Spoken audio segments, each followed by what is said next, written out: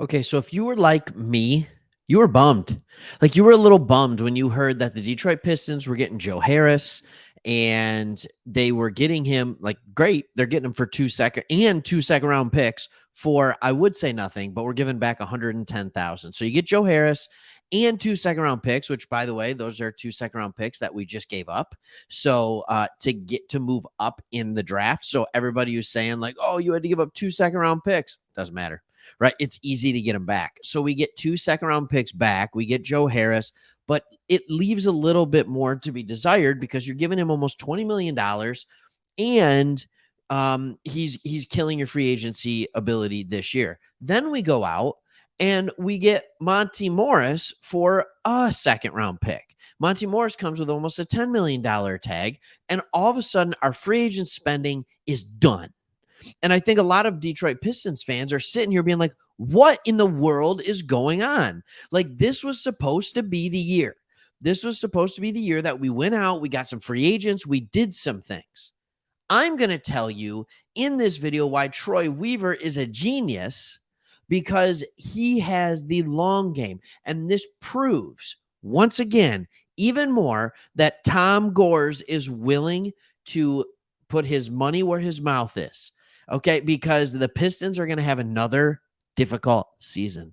And maybe, depending on how quick Cade grows up, how quick Ivy grows up, how quick Duran grows up, Asar, Sasser, all these young guys. Does somebody take a jump like Bagley, like Wiseman, like Stewart? Anyways, we're going to talk about all that. But I need you guys to have an understanding of what's going on first with our salary cap. And this is what the genius move is. We came in with 30 million in cap space this year. That's not a number to sneeze at.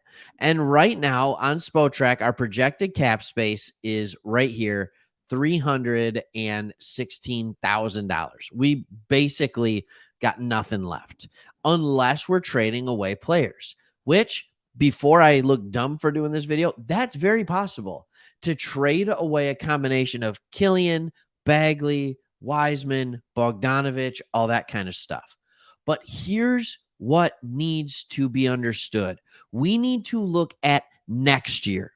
We need to get off just seeing this year, and we're going to update to next year and see what our cap situation is going to be next year.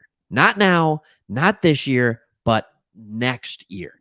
Okay, so here it is. It's simple. We have these players on the books for next year. But look at this. It's a non-guaranteed contract for Bogey. Okay, $19 million. Cade Cunningham, yes, 1,000 times we are signing him back for $14 million. Marvin Bagley, non-negotiable. He's on the books.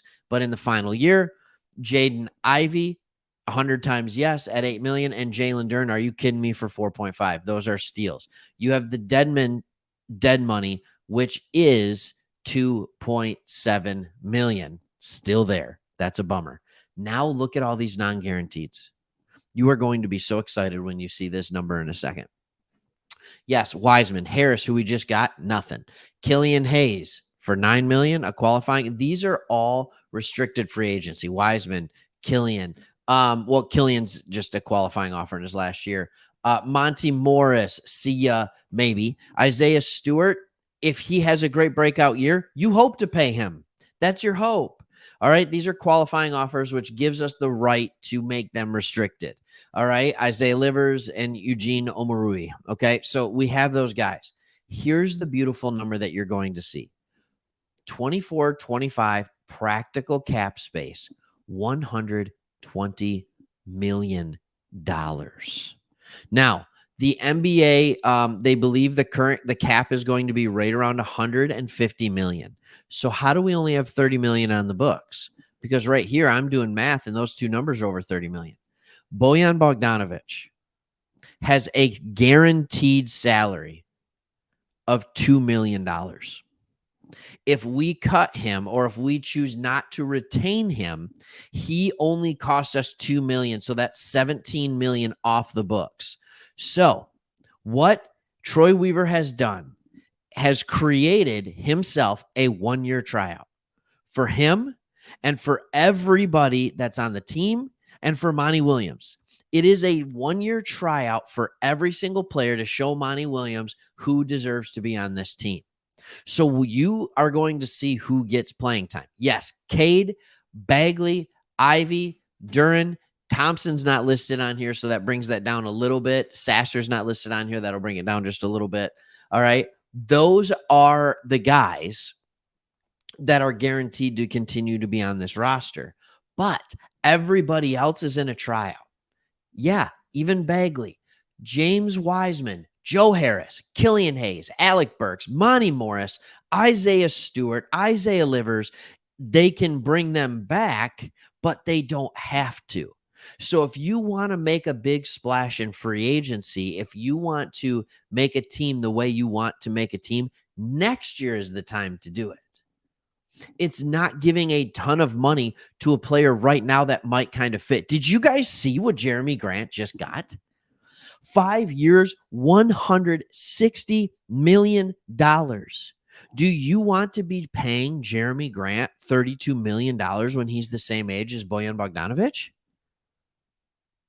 I don't want to be.